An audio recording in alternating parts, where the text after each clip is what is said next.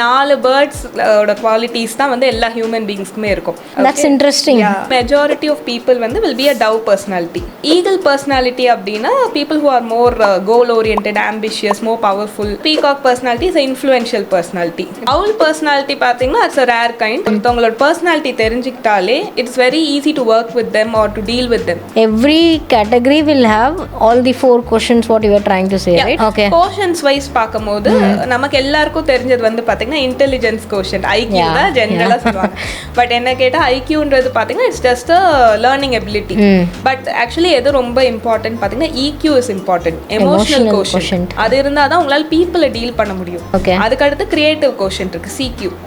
4வது பார்த்தீங்கன்னா adversity quotient. இது இல்லாமல் மல்டிபிள் இன்டெலிஜென்ஸ் இருக்கு. ஸோ மல்டிபிள் இன்டெலிஜென்ஸ் பார்த்தீங்கன்னா 8 இருக்கு. இது பேஸ் பண்ணி தான் வந்து நம்மளோட ஸ்ட்ரென்த்தே நமக்கு வந்து டிட்டர்மைன் பண்ண முடியும். How accuracy is this? 90-95% it is accurate.